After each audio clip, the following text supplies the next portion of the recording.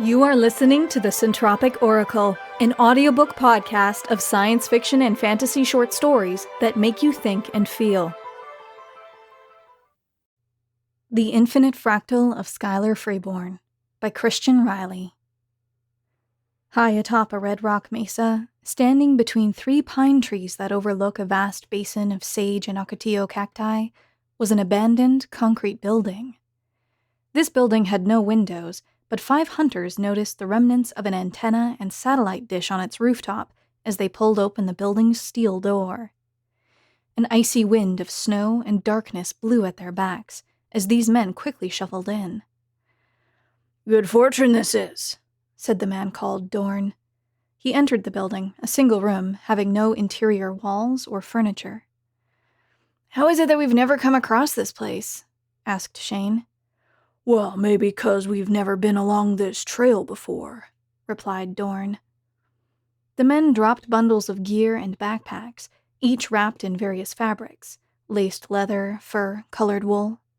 Some of the bundles they placed into corners of the room, where they noticed stacks of dried cedar. In the center of the room was a stone fire ring. Dorn stared at the ceiling above, spotting the evening sky peer back at him through a small hole. "Good fortune indeed," he said. "Hurry, get a fire going." Within minutes, each man had a place near the blazing wood. Some of them had already rolled out their bedding, too tired to drink the tea Dorn had concocted. "This'll be nice," said Dorn, handing a steaming cup to his nephew Milo. "We'll get good rest here." He looked around the room and smiled appreciatively. He was the oldest man of the group, having long silver hair braided into rows. His face, a map of leathered wrinkles, sun-baked and hard, seemed betrayed by his compassionate eyes. "A hunter can always use a good rest." "I'll drink to that," replied Shane, lifting his cup to the old man. Shane looked at Milo then, who had placed his tea onto the ground. A young man of 18, Milo appeared distracted, rummaging through a large sack. "What you looking for, boy?" "Yes," Milo whispered to himself, retrieving a small, leather-bound book.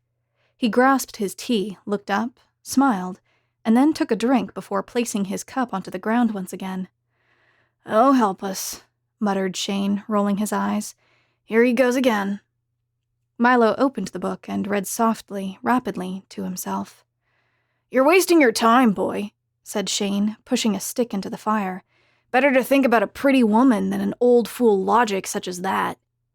Dorn's chuckling joined his as both men leaned back onto their packs. Finished reading, Milo closed the book and looked up. "Have you even read it, Shane?" he asked.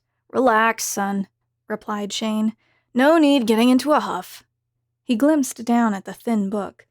"But no, I haven't read it, and I don't mean to either. I'm not interested in a boy called Skylar Freebird or whatever the heck his name was." "Freeborn. Skylar Freeborn. And he isn't a boy." "Whatever." Milo adjusted his own pack into the form of a seat, leaned back himself, then stared into the fire. He was a handsome young man, tall, brown hair cropped short, smooth face, the spitting image of his late father. Dorn peeled his eyes away from Milo as the young man looked up again. "Some say he's still alive after all these years," said Milo. "You see," replied Shane, "full logic right there. That book was written 300 years ago, kid." "And you've yet to read it." "And I'm not planning on it." "But doesn't it even interest you? The way of fractal design, nature, us and the entire universe all tied together." Milo lifted his hands up in reference to their surroundings. "People knew the guy, Shane. He was here." "And I don't care. So what?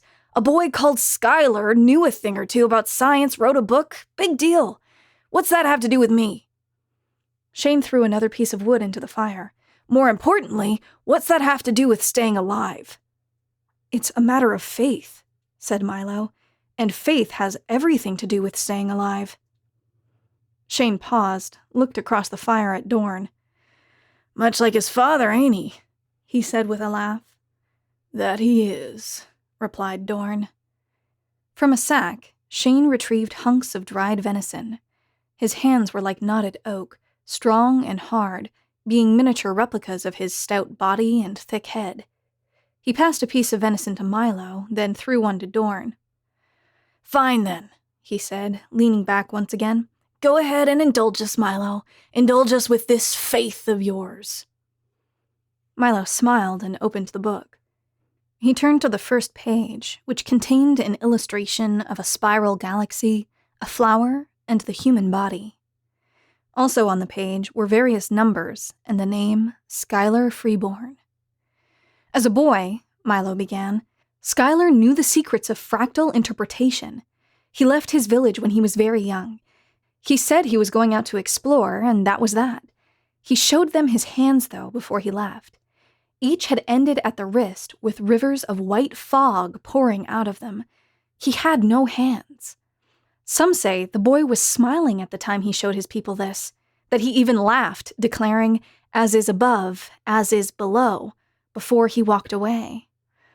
"Sounds like a bunch of hocus pocus if you ask me," said Shane. "It's not," replied Milo. "To understand the secrets of fractals is to understand how to manipulate them. It says so here in the tome." Milo went on to remind them that before Skylar had left, he told his father where he kept his journal. The journal described much of Skylar's intuitive, untrained insight into fractal design, and that once his people had witnessed Skylar's hands transform into white mist, the journal had become sacred. It became the model for what is now called the Tome of Equations, of which a small following of people refer to as a means of religious faith. "Everything fits together, like pieces of a puzzle," continued Milo. "Our entire universe with everything in it is one giant fractal. He made circles with his hands, are larger versions of a cell, yet minuscule versions of a galaxy. In the tome, it says that we are all actually cells of our planet, which in turn is a cell of the galaxy, which again is a single cell of the universe, and so on and so forth." "Neat," replied Shane. "It all sounds interesting enough, Milo," said Dorn. "We ain't disputing that. It's just that, well, we've heard all this before. And frankly, just because some boy made smoke from his hands, then walked off into the woods never to be seen from again, that doesn't mean—" "But he has been seen," interrupted Milo. "Hundreds, maybe thousands of people have seen Skylar Freeborn, even to this day." One of the sleeping hunters stirred, and for a brief moment the three men fell silent. "But no one can prove it," continued Dorn in a soft voice. "Which is where faith comes in," replied Milo. "I believe Skylar is a real person. I believe that through his understanding of fractal design, interpretation, how we're all connected, that he has discovered a way to bend his body at will. Some say he can transform his body into anything, a mountain, a tree, an empty bottle for that matter." "Forget it, boy," said Dorn. "What you're talking about is impossible. Makes no sense." "Oh, but it does. It makes sense to me, at least. There's even proof." Quickly, Milo turned a few pages in his book. "Right here, about ancient photographs. The tome refers to computer-enhanced images of the universe and of the neural networks in our minds." The boy's face screwed up into a large grin. "Side by side, they look identical." "But what does that prove?" replied Dorn. "So the inside of our brain looks like a bunch of stars." "Neat," said Shane, his eyelids growing heavy. "What it proves is that everything is one and the same. Miniature replicas of each other created by each other, each following its own spiral path, like a trail down a mountain. Don't you get it?" "Watch your tone, boy," replied Shane, sitting up. He placed his hands toward the fire, then rubbed his face with them. "Like your uncle said, we've heard it all before. We don't need your preaching." A log cracked in the fire, shooting sparks onto the ground. "Some say that he lives a fleeting existence," continued Milo, "that he travels what's left of our world, visiting villages, helping people, making miracles, and that oftentimes he takes the form of an animal, serving as a sign to others who have prayed to him." "Like I said, a waste of time," replied Shane. The man stood, pulled his bedroll from his pack, and laid it out. "Seems to me there were many others who also prayed 500 years ago, and look what that got them." Have you ever considered that what they got was the answer to their prayers? Replied Milo. Boy, snapped Shane, throwing down his bear hide blanket. Don't tempt me to beat some sense into you. Keep it down, guys, replied Dorn.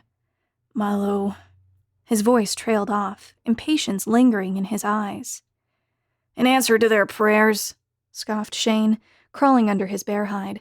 10-mile-wide asteroid crashing into the Atlantic Ocean, devastation, famine, plague. In 2 weeks, 7 billion people were dead. He looked across the fire at Milo, his eyes cold as steel. I'll tell you something else they said, boy.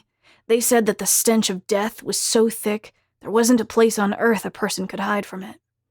That's enough of this talk, men, said Dorn. The elk were spotted in a valley south of here, near Bellows Canyon. By late tomorrow, we should be there. He stood, then made his bed. Others say he appears as his true self, continued Milo, after a brief pause and in a lower tone. Or how he looked the day he left his village, wrapped in the pelt of a polar bear, long golden hair pouring down his shoulders. Silly fairy tales, muttered Shane. That's what my father said he looked like, at least. Damn it, boy! Shane sat up with a start. You keep quiet about your old man. He died an awful death. Don't go shaming him with this foolish tale of yours. Enough, snapped Dorn. One of the sleeping hunters opened his eyes, cursed, then rolled over. Shane's right, Milo, continued Dorn. I was there when your father got stuck by that boar, and I was there at his bed later that night, when he died in my arms. And I'll tell you this. There certainly wasn't any Skylar Freeborn around to save him, that's for sure. Dorn spat into the fire, then closed his eyes. Now get to bed already, both of you. None of the hunters spoke another word to each other that night. Shane and Dorn drifted off to sleep while Milo sat there, reading from the tome. And later, he placed more logs onto the fire, made his bed, and laid down himself, staring up at the hole in the ceiling. Even though the light from the flames made it difficult to see the night sky, Milo did spot a few stars twinkling way up there. I believe in you, Skylar, he whispered. I believe. At daybreak, the hunters were a quarter of a mile down the trail when a light breeze kicked up. Fresh snow covered the ground, making travel difficult and uncomfortable. Pulling up the rear, Milo stopped to adjust his pack. He took it off, set it on the ground, then heard a loud snap from above. He looked up the trail and spotted a man standing on a rock 100 yards away. The man had golden hair, wore a thick white robe, and appeared to be smiling, or so Milo would tell later. A strong gust of wind screamed through the canyon, and then the man vanished, leaving a flurry of white powder adrift in the air. Then, much to Milo's surprise, he noticed that high atop that red rock mesa, standing between those 3 pine trees overlooking a vast basin of sage and ocotillo cacti, was nothing at all. No concrete building with a steel door, or the remains of an antenna, or even the satellite dish. There was nothing at all, but a thin blanket of snow.